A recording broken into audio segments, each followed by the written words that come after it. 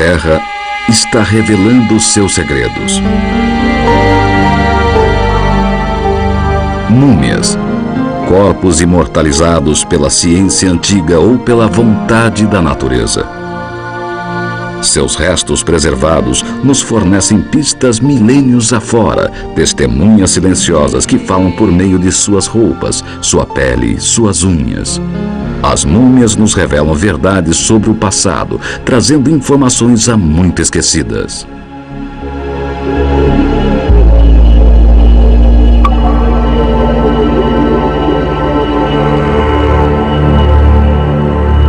O que elas revelam está ajudando a ciência a moldar o futuro.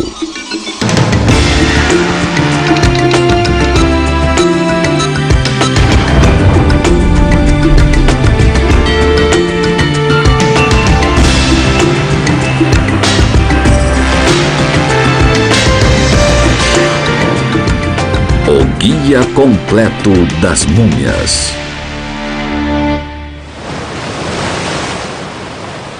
Na costa norte do Peru, fica uma pirâmide feita de milhões de tijolos de barro.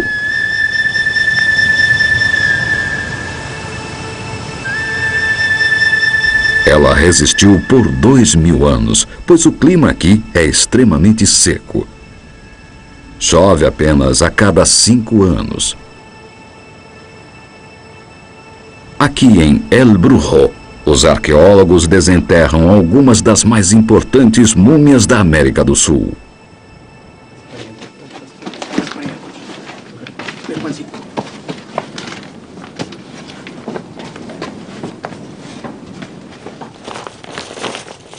Elas nos dão pistas sobre uma civilização esquecida do Vale Chicama.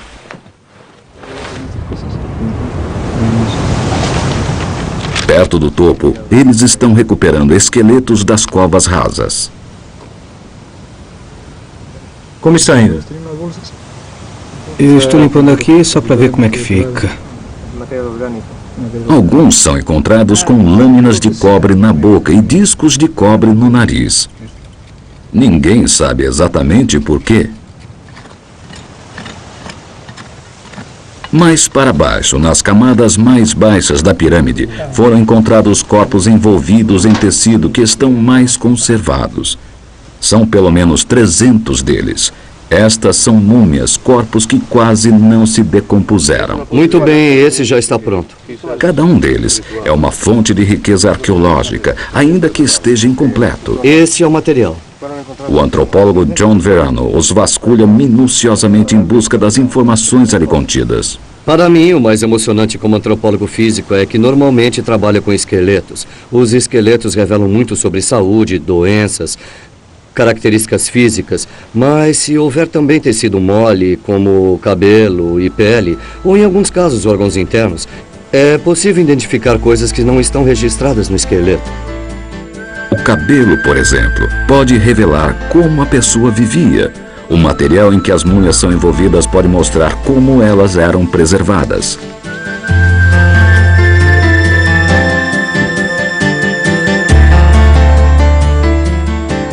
O povo Chicama não tinha linguagem escrita, mas deixou uma história na forma de seus próprios corpos. Esta mulher morreu há 1500 anos. Se não tivesse sido mumificada pela extrema secura, seu corpo teria desaparecido há muito tempo. Não haveria traços dela, nem sequer um átomo. Normalmente, a natureza consome completamente o corpo, algumas partes mais rápido que outras. Quando um animal morre, a natureza tem um jeito engenhoso de se desfazer do corpo. O cadáver é atacado por dentro. Bactérias que se alojam no intestino começam a devorar seu hospedeiro.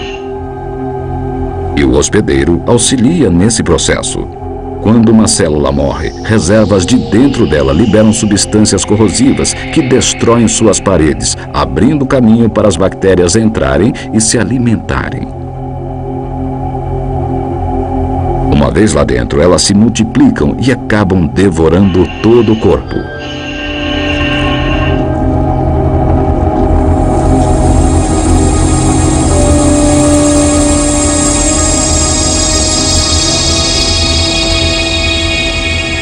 Todo o processo dura cerca de uma semana.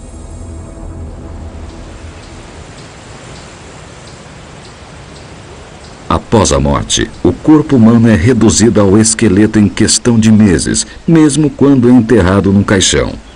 Mas há alguns lugares em que as condições locais impedem que isso aconteça.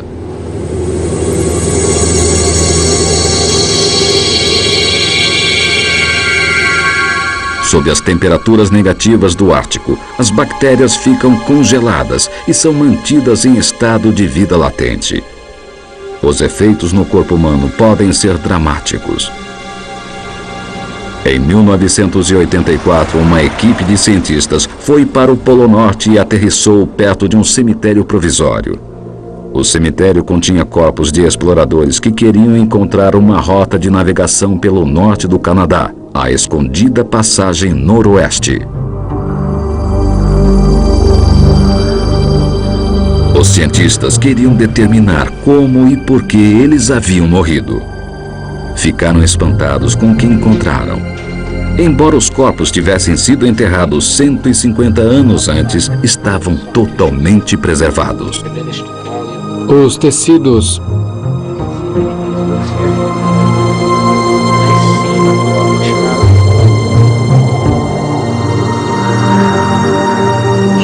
mas sob a superfície, elas não estão perfeitas como parecem.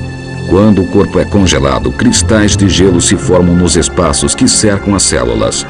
Isso danifica as delicadas paredes das células.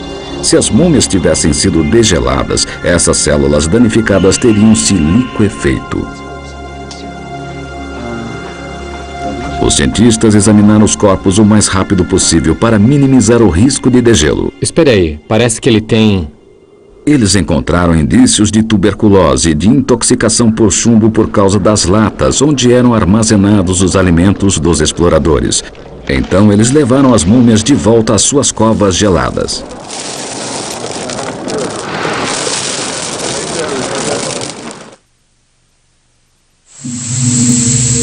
Na busca pela imortalidade, muita gente escolheu por vontade própria ter o corpo congelado após a morte. É um processo conhecido como criogenia.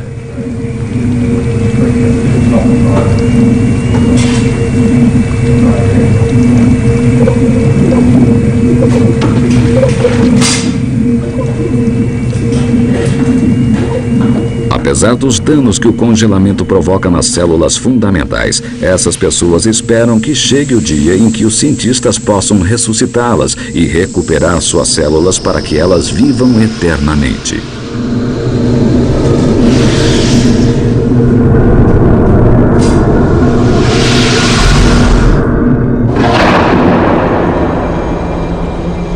Mesmo quando a morte não pôde ser enganada, um cadáver pode sobreviver para contar sua história. Na Grã-Bretanha da Idade do Ferro, um homem foi assassinado e jogado num pântano. Ironicamente, as pessoas que queriam se desfazer do corpo não poderiam ter escolhido lugar pior. Estas terras úmidas e esponjosas são chamadas de turfeiras. A turfa é formada por uma planta rica em tanino, substância usada para tingir couro. Se a carne entrar em contato com o tanino, ela é preservada. As moléculas de tanino penetram a pele. Elas ultrapassam a camada de fibras de colágeno que a compõem, preenchendo os espaços e unindo firmemente as células. Se a bactéria não consegue digerir a pele viva, certamente não conseguirá digeri-la agora. Mergulhado nesse líquido, o corpo do homem assassinado permanece intacto e isolado por 2000 anos. Então, em 1984, ele foi descoberto e retirado da turfa por um grupo de cientistas.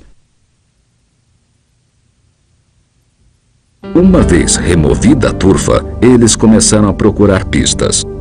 A posição social do homem morto foi revelada quando sua barba foi analisada pelo arqueólogo Don Brothwell. Nós Percebemos que a barba e o bigode eram bem aparados. Então pesquisamos as pontas dos pelos para tentar descobrir exatamente como eles eram cortados. Não apenas eram cortados, como eram usadas duas lâminas simultaneamente.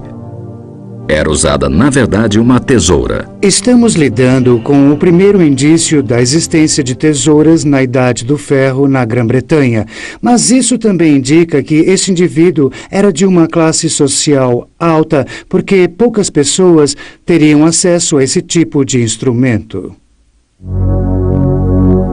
Por que um aristocrata teria sido jogado num pântano? Ele havia sido atingido na cabeça. Um raio-x revelou que parte do crânio havia penetrado o cérebro.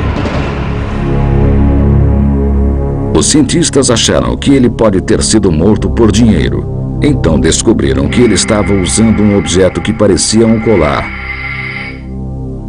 Descobriu-se que era um garrote feito com tripas de animal.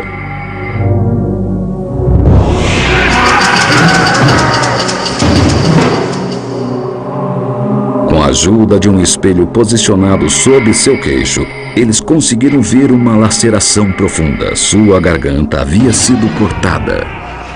Ele apresentava diversos ferimentos que, isoladamente, poderiam ter causado a morte. Mesmo assim, eram vários deles, o que mostra que não se tratou de um assassinato simples.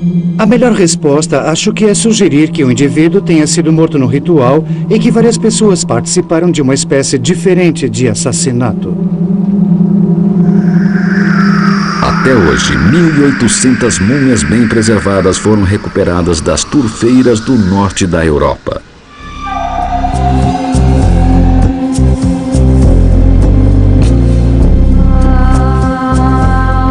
Em outra parte do mundo, elementos naturais bem diferentes combinaram-se para criar algumas das múmias mais antigas.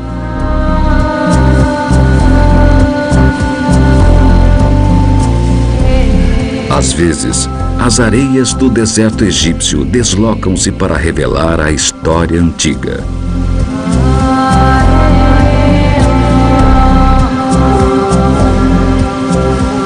Corpos antigos, com seus objetos antigos.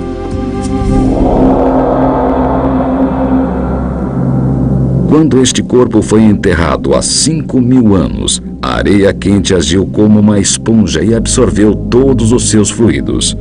Sem acesso à água, as bactérias morreram e o corpo foi preservado.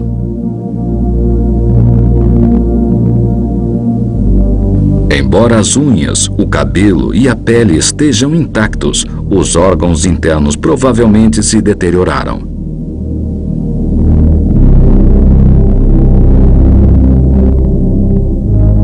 Imagens como esta devem ter causado forte impressão nos egípcios. Com o desenvolvimento da sociedade, as vestes funerárias tornaram-se mais elaboradas. Como as covas na areia já não bastavam, começaram a fazer tumbas de tijolos. Aqui, debaixo da terra, em caixões de madeira, seus entes queridos ficavam protegidos do sol escaldante e da areia.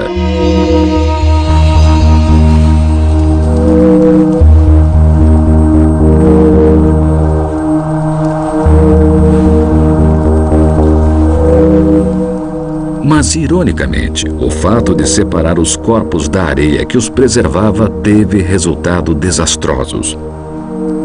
Os corpos apodreceram nos túmulos.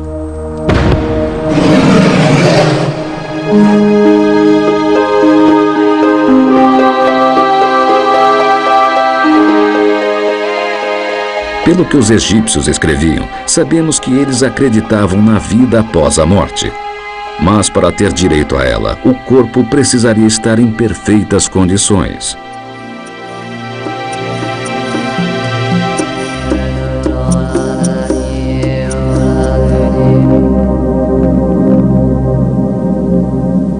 Esta múmia de 3.000 anos, do rei Ramsés II, mostra como os egípcios aperfeiçoaram a arte da mumificação.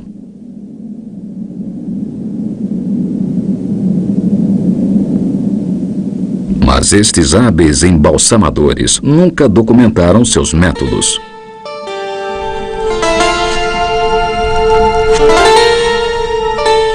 Foi o historiador grego Heródoto que, em 450 a.C., forneceu-nos a primeira descrição do processo.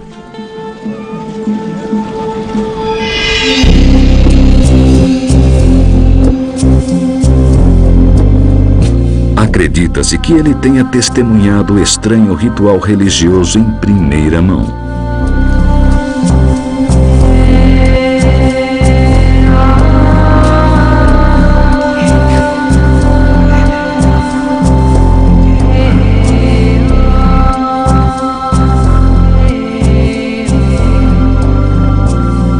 Primeiro eles pegam um pedaço curvo de ferro e com ele retiram o cérebro através das narinas. Depois fazem um corte ao longo do flanco com uma pedra etíope afiada e retiram todo o conteúdo do abdômen. Então o corpo fica coberto por 70 dias com um sal chamado natrão.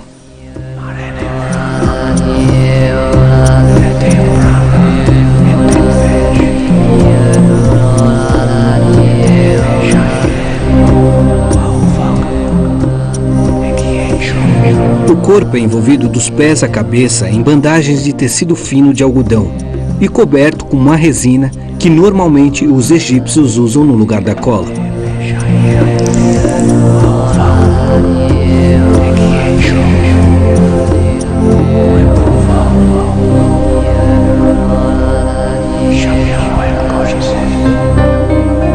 Depois, o corpo é colocado num caixão de madeira, feito especialmente para esse propósito, com a forma do corpo de um homem.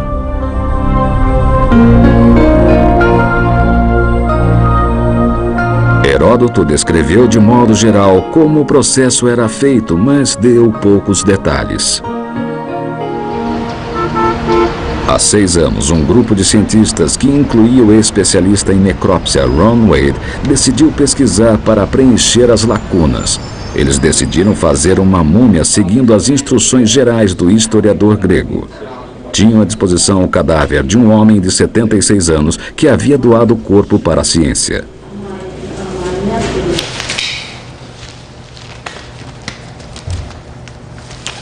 Ron Wade conhece os instrumentos cirúrgicos modernos, mas teria de trabalhar com réplicas de ferramentas encontradas nas tumbas egípcias. A pergunta era: quais ferramentas eram usadas para cada passo? Algumas ferramentas eram óbvias, mas havia instrumentos estranhos com ganchos e formões nas pontas. Essas nós não conhecíamos, nem pesquisando na literatura especializada nós conseguimos uma lista, ou algo assim, que especificasse qual ferramenta seria utilizada em cada etapa do processo. Se esta é largura, consta que ela seria maior. É o dobro. Um dos enigmas era como os embalsamadores conseguiam remover o cérebro sem desfigurar o rosto. Pela descrição, eles tiravam o cérebro pelo nariz. Para isso seria preciso fazer a incisão em algum ponto da cavidade nasal. Usando a ponta deste instrumento, vimos que entrando por aqui e virando, é possível quebrar a parte central e criar uma abertura maior, quase do tamanho de uma moeda. A abertura estava pronta, mas como os egípcios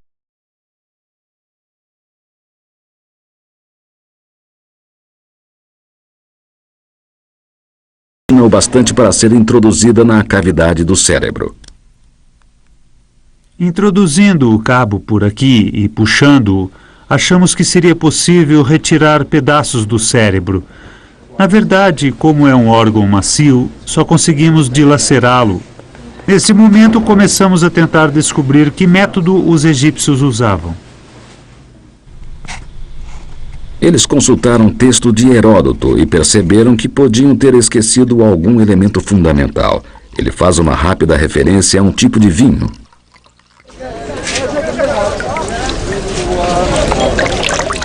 É uma bebida feita com tâmaras e é muito forte.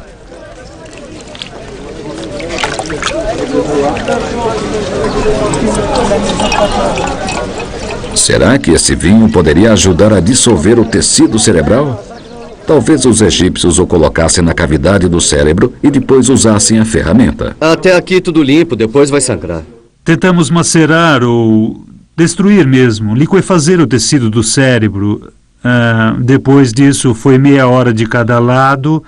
Tiramos o cabo e descobrimos, ao virar o corpo, que o fluido e o tecido saíram na forma de líquido.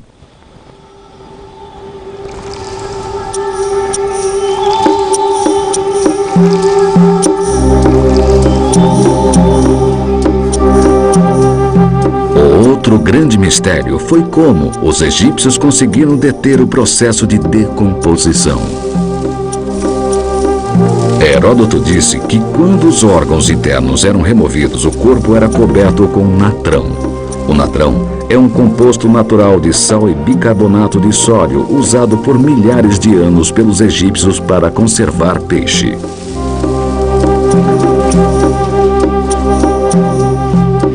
O sal atua como uma esponja, absorvendo fluidos do corpo do peixe, enquanto o bicarbonato de sódio reage com a umidade e cria um ambiente alcalino que mata as bactérias. Juntos, eles são ideais para a conservação. Os cientistas importaram 300 quilos de natrão de sua fonte natural, os lagos salgados do norte do Egito. Deixaram o corpo numa sala com a mesma temperatura e umidade que havia no Egito. Eu estava apreensivo, não sabia se isso daria certo e se o corpo não se decomporia sob toda essa quantidade de natrão. Várias semanas depois, eles se surpreenderam ao ver que o corpo estava realmente intacto. A parte superior do corpo ou da múmia estava dura porque havia sido dessecada. A água havia realmente saído, o tecido estava muito escuro, o que indicava a ausência de água.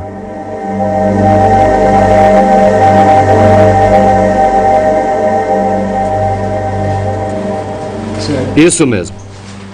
Centenas de metros de bandagem de algodão foram usados para envolver a múmia, criando uma vedação que impedia o acesso de insetos.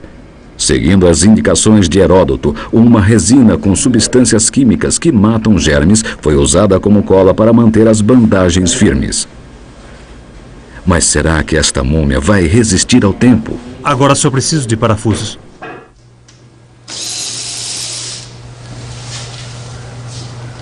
Sem poder esperar 3.000 anos, Wade arriscou uma olhada após 6 anos. Ele estava preocupado com o coração, o único órgão interno que os egípcios deixavam e a parte do corpo mais suscetível à decomposição. Ele poderia ter retido umidade e as bactérias poderiam ter entrado em ação.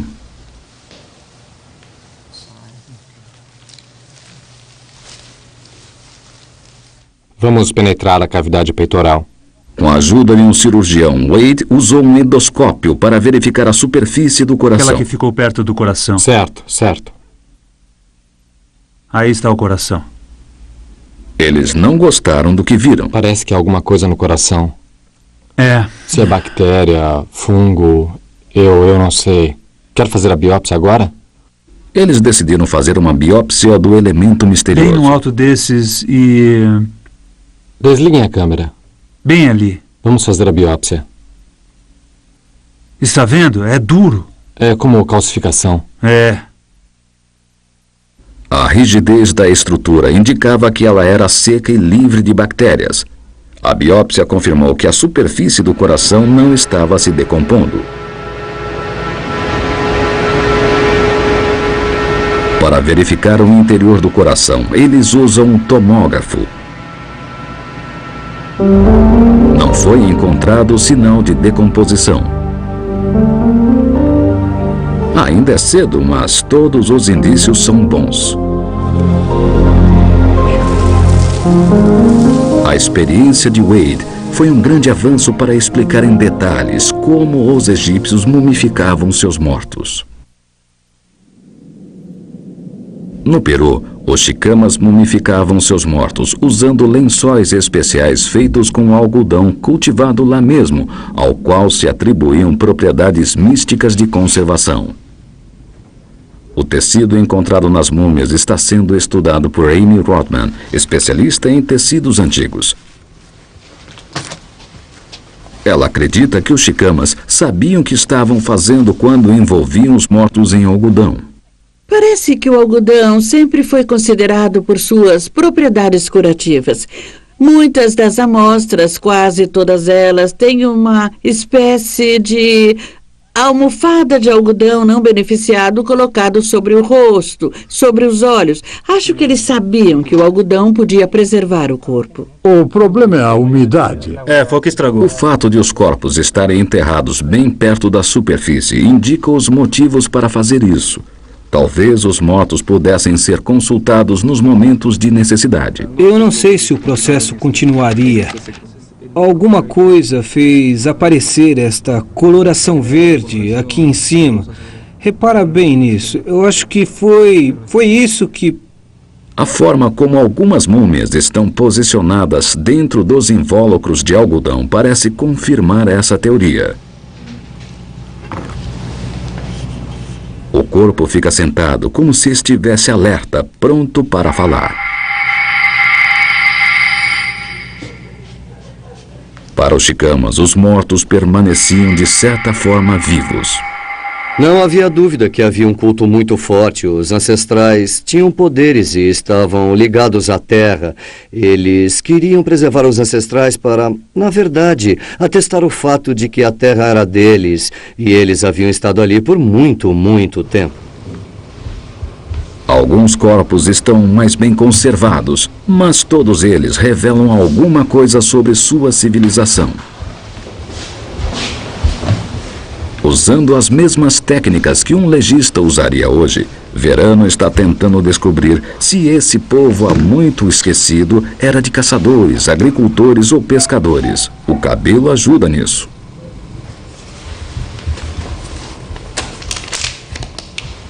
Na verdade, um fio de cabelo pode levar muito longe. Neste caso, 5.000 quilômetros ao norte até Charlottesville, Virgínia, no laboratório de Steve Mackel, que faz análise de fios de cabelo. Amostras chegam aqui do mundo todo e ele descobre uma história em quase todos os fios.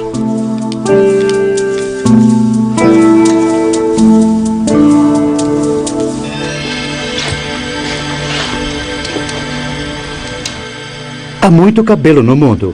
Precisamos apenas de um pouquinho e não é preciso destruir um artefato valioso para fazer a nossa análise. Ele faz um registro conforme os fios crescem e podem revelar a sua dieta uma semana depois. Como o cabelo é bem acessível e as pessoas o entregam para nós, desde que esteja bem preservado, facilita nosso trabalho.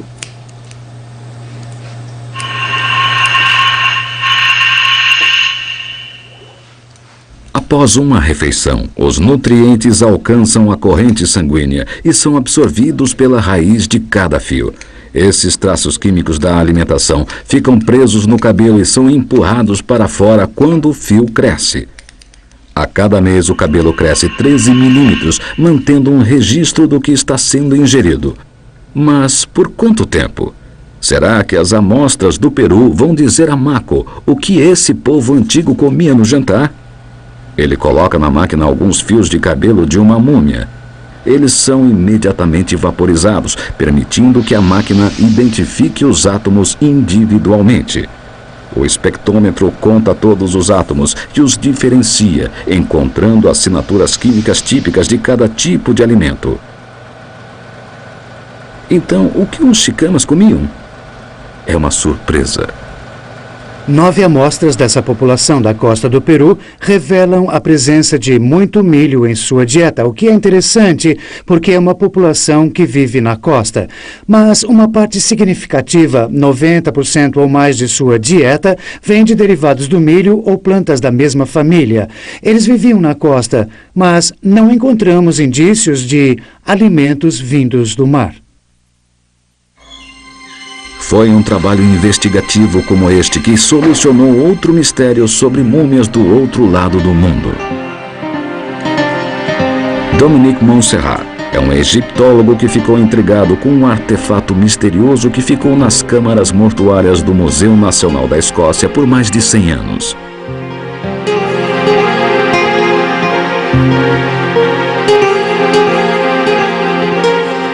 Este caixão egípcio de 2000 anos nunca foi exposto ao público. Esta é a primeira vez que ele é visto em filme. É de um dos últimos períodos da história do Egito Antigo e é o único caixão duplo já encontrado. Há 2 crianças nele. Só de olhar para ele posso dizer que provavelmente é do século II depois de Cristo, sobretudo por causa da cor, muito característica desse período, e da decoração. A pintura é simples, com muito vermelho e verde. É típica daquele período. Aqui na estrutura do caixão, há representações de redes estilizadas, que permitirão que as crianças renasçam na forma mais perfeita e vital no outro mundo.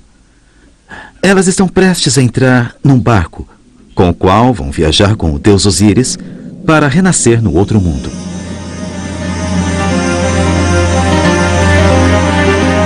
Mas não é a parte externa do caixão que mais impressiona. É o que há lá dentro. As múmias de 2 crianças, uma envolta em tecido e outra que alguém desenrolou.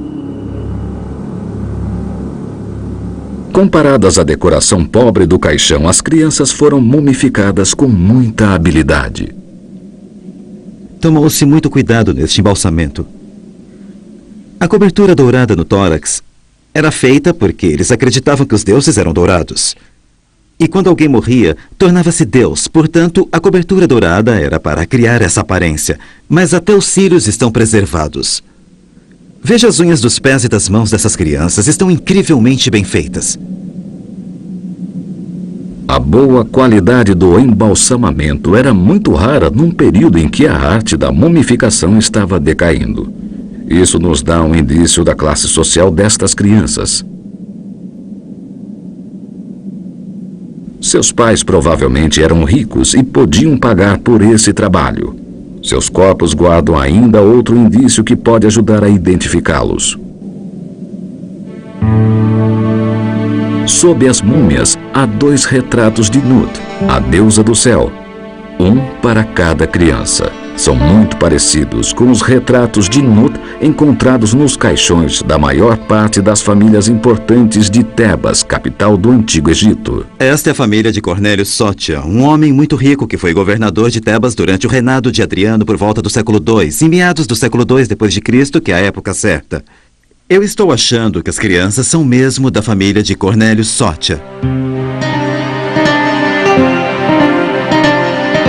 Enterradas com as crianças, estavam 2 orações para protegê-las na outra vida. Quando o especialista em hieróglifos Bill Monley traduziu os textos, conseguiu mais detalhes do que esperava.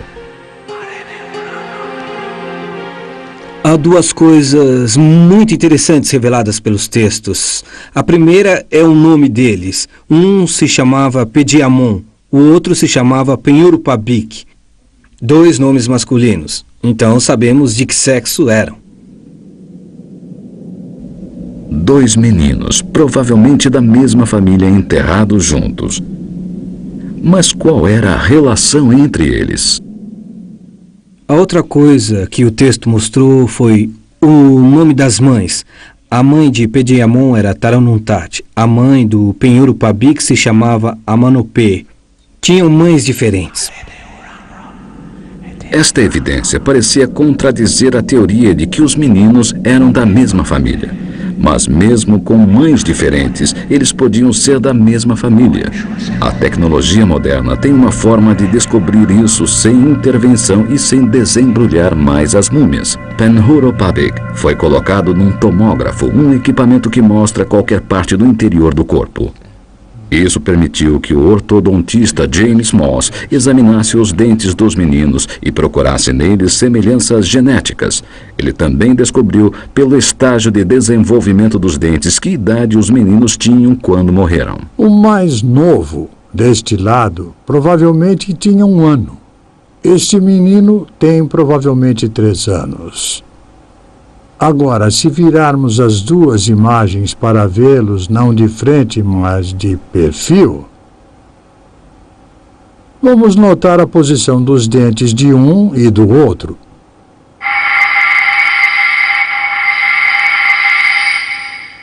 A mandíbula superior do mais velho se encaixa adiante da inferior. O mais novo tem exatamente a mesma característica.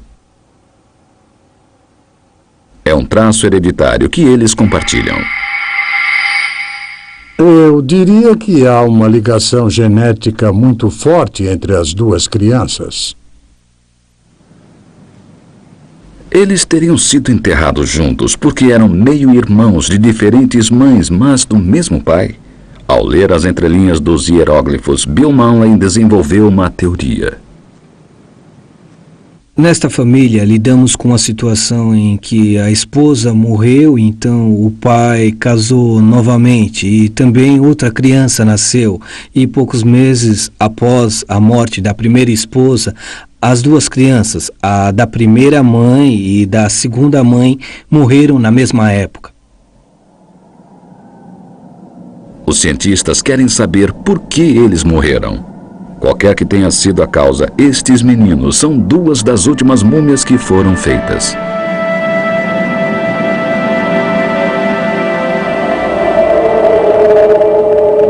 No ano de 200 depois de Cristo, uma novidade tomou conta do Egito. Era uma religião diferente, com novas ideias sobre a imortalidade. O cristianismo fazia uma profunda distinção entre o corpo e a alma. O corpo era apenas a morada temporária da alma e deveria se decompor naturalmente, ao passo que a alma prosseguia sozinha para o outro mundo. Em suas tumbas, as múmias tornaram-se relíquias de uma outra cultura que foi esquecida, exceto pelos ladrões de sepulturas e pelos curiosos. Isso até o século XIX, quando os europeus repentinamente se interessaram por elas. Houve uma onda de egiptologia amadora e um grande interesse pelas coisas do Egito.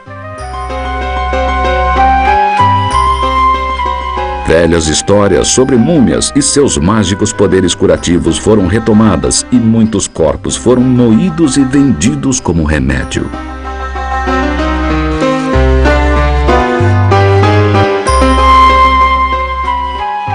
Havia tanta oferta de múmias que elas começaram a perder o valor. Suas bandagens eram arrancadas e usadas para fazer papel pardo.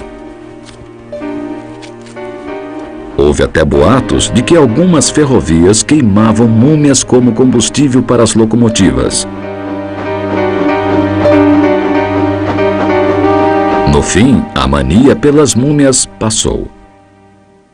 Então, no início do século XX, houve um interesse repentino pelas técnicas de embalsamamento. E o interesse vinha de um lugar inesperado. A União Soviética precisava preservar um homem para manter viva uma ideologia. Tratava-se de Vladimir Ilich Lenin, líder soviético e um dos pais do comunismo. Ele era tão popular que seus colegas se preocuparam com o que aconteceria se ele morresse. Será que o sistema morreria com ele? Então, em janeiro de 1924, ele morreu. O funeral foi um acontecimento. Líderes do partido queriam que o máximo de gente possível visse Lenin para manter sua imagem em mente, além de seu espírito revolucionário. Colocaram estátuas dele por toda parte. Mas estátuas não bastavam. Era preciso ter o próprio Lenin. Era preciso fazer uma múmia. Os cientistas foram reunidos. O corpo que havia sido preservado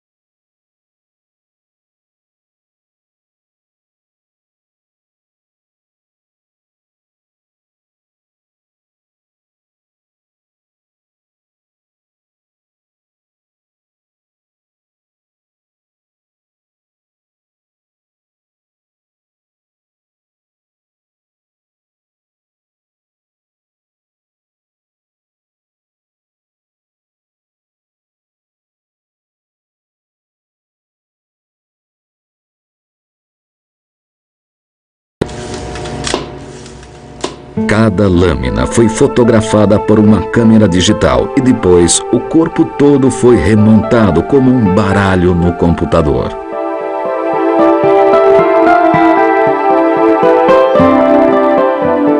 Um ano após sua execução, o corpo de Jernigan estava inteiro novamente, ressuscitado no ciberespaço.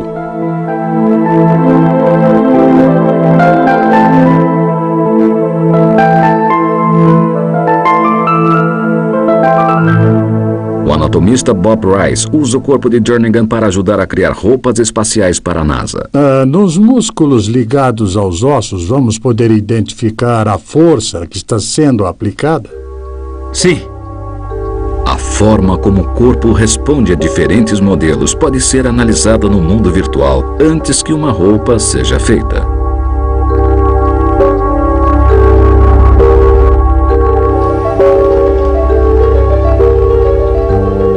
O homem do mundo digital pode ser submetido às condições extremas que um astronauta precisaria enfrentar. Usando realidade virtual, Bob Rice pode monitorar os efeitos da gravidade zero nos ossos e músculos sem arriscar nenhuma vida.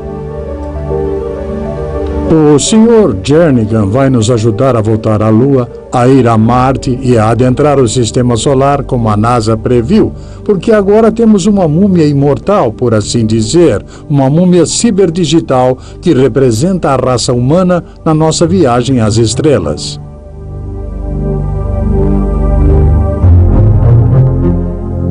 A primeira múmia ciberdigital pode nos levar ao futuro, mas tem muito em comum com suas companheiras do passado. Enquanto o homem continuar encontrando e desenterrando esses mensageiros antigos, são infinitas as respostas que eles podem dar. A Terra ainda tem muitos segredos para revelar.